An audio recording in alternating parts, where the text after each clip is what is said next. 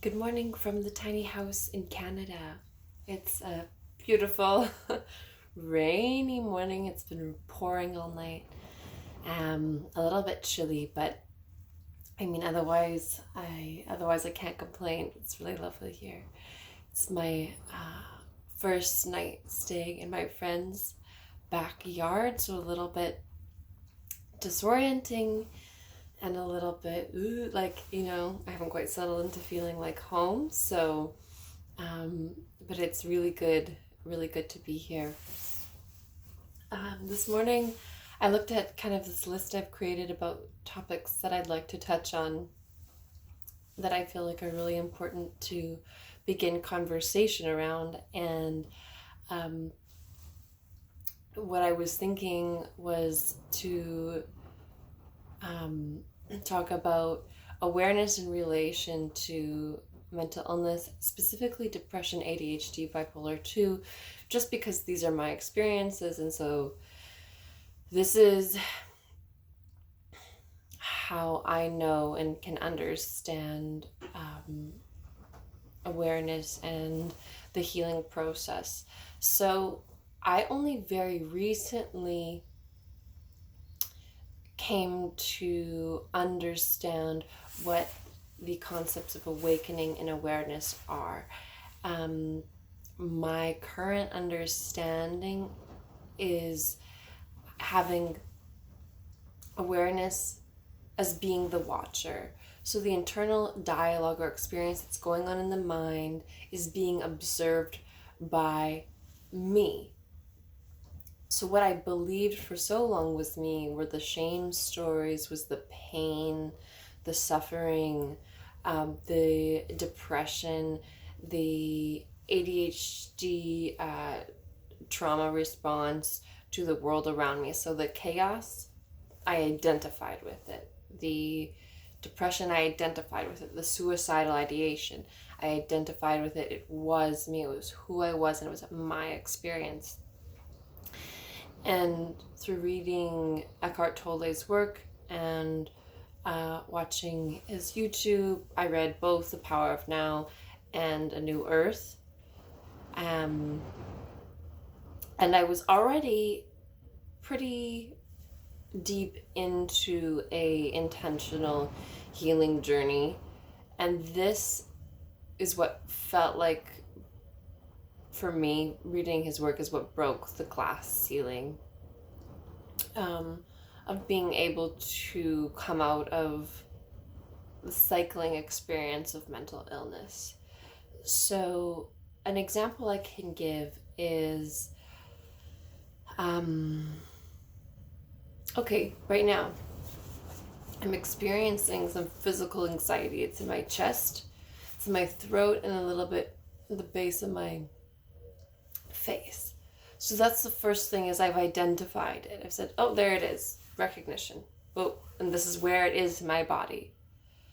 And then I can recognize it as an experience and not a thing that I am doing, but something that I'm experiencing, not a thing that's been happening to me. I'm not a victim. It's not something I need to now begin stories about. So that's something else that could happen, is I'm having this experience and then the mind kicks in with a lot of stories. And for me, it would be a lot of shame stories. Why am I experiencing this? I can't control this experience. I'm failing. I should be feeling differently. I'm in this beautiful home. I've been gifted this beautiful summer here. Like the stories would go on and on and on. And so now I can identify it and go, okay, this is an experience. And then the greatest part is bringing in loving awareness. So instead of having this instant attack on myself, I, as myself, as the awareness, can embrace this experience with loving kindness. And as someone who has spent close to 20 years of their life suffering from severe depression, ADHD, and bipolar 2 disorder. And I just want to make a note with bipolar 2 disorder, this is something that has resonated with me. I've talked to psychiatrists who have said I have, tendencies to personality B disorders. If you're familiar with personality B disorders, there's bipolar 2, multiple personality fits under that category, a disorder, MPD, what else is there? Anyway, personality B is a category and it's a type of disorders. I'm using clinical language here, and I would like further down the line to come up with some new language, but I'm just using clinical language right now, and that's actually another subject I can talk about, and that is just the idea of disorders and what the language does to keeping people stuck in identification with an experience. I'd also like to know, the bipolar 2 disorder experience I recognize is not as extreme as bipolar 1, the more commonly known bipolar. That being said, is it a challenging experience? Of course it is.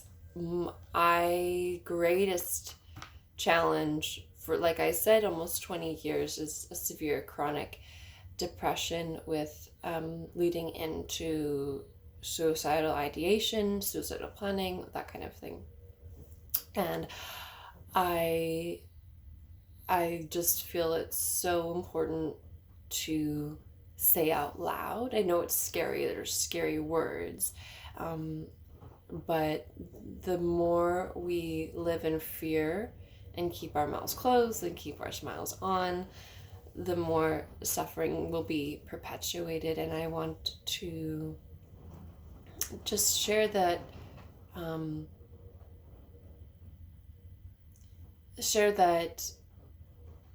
not only, I don't know, I know at this time if you're in a vulnerable state and I'm healing as possible, all that kind of stuff, it can feel overwhelming. You can feel like, well, not for me. And it's not even that, it's just that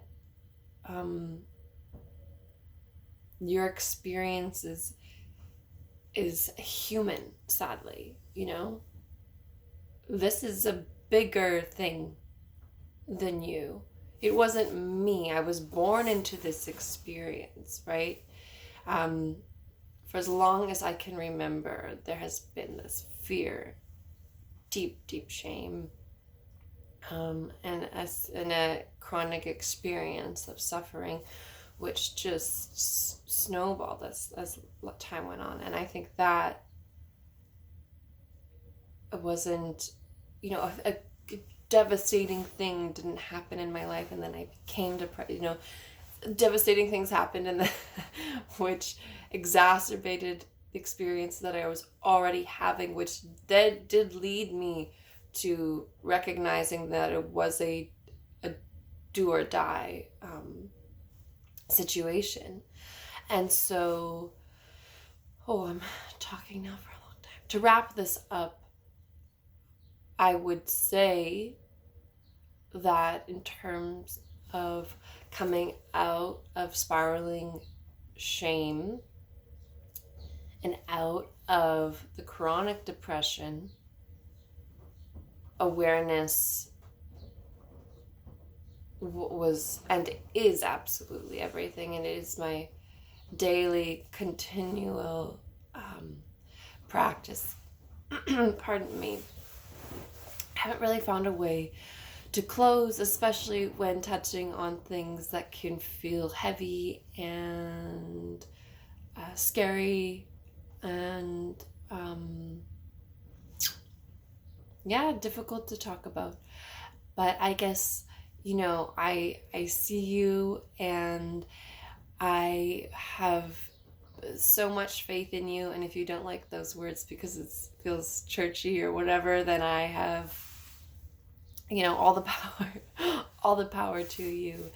And if you're struggling or know someone who's struggling or are wanting to gain awareness in the realm of mental illness and the possibilities of healing.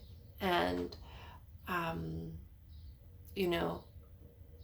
I have complete faith because of my experience, but not because of my experience. It wasn't miraculous, and because I had no belief that I could ever sit here and say these words out loud. I had no faith that I could move in the world with any semblance of peace in my heart, or finding true connection to myself. And I'm here to say you don't have to believe it, and I will get more into that. Do you have to begin somewhere? Yes. Do you have to take some kind of action? Yes. But do you have to believe in any of it? No, you don't. And I say that, and the reason I think this is important to state is because when you're in a severe depression or depressive life, if that's your day-to-day life, you won't believe it, right? You won't. That's just the truth. Like, the suffering is too great. You can't. You're completely obstructed from understanding that there's anything outside of suffering. So if you've also just begun a journey and you're like, what is this constantly? Why am I doing this? It doesn't matter. And those questions can keep coming up, and, tap in over here, and I just say, carry on, carry on. Much love. Enjoy the day if you can, and, love yourself if you can't. And I will be tuning back in. Bye.